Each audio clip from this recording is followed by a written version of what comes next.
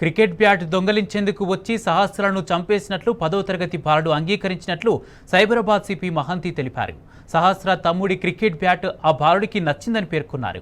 Bat ఇవ్వాలని కోరితే సహస్ర తమ్ముడు ఇవ్వలేదని, ఎలాగైనా సరే తనని దొంగలించాలనే ఉద్దేశంతో ఇంట్లోకి వచ్చాడని సిపి మహంతి వెల్లడించారు. బ్యాట్ కొనాలంటే ఆ బాలుడి ఇంట్లో ఆర్థిక స్తోమత లేక దొంగతనం చేసేందుకు వచ్చాడన్నారు. ఆ సమయంలో ఇంట్లో ఉన్న సహస్ర బాలుడిని చూసి అరిచిందన్నారు. ఆమెను తోయడంతో పడిపోయిందని, విషయం బయటకు తెలుస్తుందనే ఉద్దేశంతో తన వెంట తెచ్చుకున్న కత్తితో పొడిచి హత్య చేశాడని వివరించారు. సహస్ర హత్య కేసుపై కేసు నమోదు చేశామని సిపి మహంతి పేర్కొన్నారు. హైదరాబాద్లో కూకట్పల్లిలో 18th రోజు ఒక పాప, ఒక 10-year-old పాపది మర్డర్ జరిగింది. Very sad incident.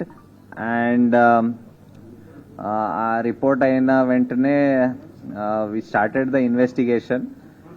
బట్ ఒక 3 days వరకు మనకి ఉన్న అవైలబుల్ క్లూస్, ఉన్న వాట్ ఎవర్ టెక్నికల్ ఎవిడెన్స్, దాని ద్వారా మనకేం బ్రేక్ త్రూ రాలేకపోయింది. సో ద ఇన్వెస్టిగేషన్ మళ్ళీ రైట్ ఫ్రమ్ బిగినింగ్ చేస్తుంటూ వెళ్ళాం. ఏమైనా క్లూస్ వీఆర్ మిస్సింగ్ అవుట్ అది చూస్తూ వెళ్తే నిన్న we got a breakthrough in that case. And ఆ కేసులో ఒక నేబరింగ్ ఇల్లులో ఉన్న ఒక 14-year-old అబ్బాయి, he was found to have committed ఆ మర్డర్ని. బేసికలీ ఆయన ఏం చేశాడంటే, వాళ్ళ ఇల్లు దగ్గర ఉంటుంది. సో వీళ్ళ టెర్రస్ నుంచి వాళ్ళ టెర్రస్ వరకు విదౌట్ ఎనీ ప్రాబ్లం వెళ్ళిపోవచ్చు, దూకి వెళ్ళిపోవచ్చు. సో ఆయన ప్రకారం ఆయన దూకేసి అక్కడ వెళ్ళి ఒక క్రికెట్ బ్యాట్, వాళ్ళ ఇంట్లో ఒక క్రికెట్ బ్యాట్ ఉంటుంది, ఆ క్రికెట్ బ్యాట్ దొంగతనం చేయడం అని, అది ఆయన దగ్గర పెట్టుకోవడం అని అనుకొని వెళ్ళాడు. సో అది వెళ్తప్పుడు అక్కడ అది బ్యాట్ తీసుకొని బయటకు వస్తప్పుడు ఆ పాప హ్యాస్ సీన్ హిమ్. చూసినాక వెంటనే అరిచింది. అరుస్తే ఈయన భయపడి ఇమీడియట్లీ ఆమెకి అక్కడ ఇంట్లో బెడ్రూమ్లో తోసేసి అక్కడ ఆయన దగ్గర ఉన్న ఆయన ఒక నైఫ్ పట్టుకు వెళ్ళాడు.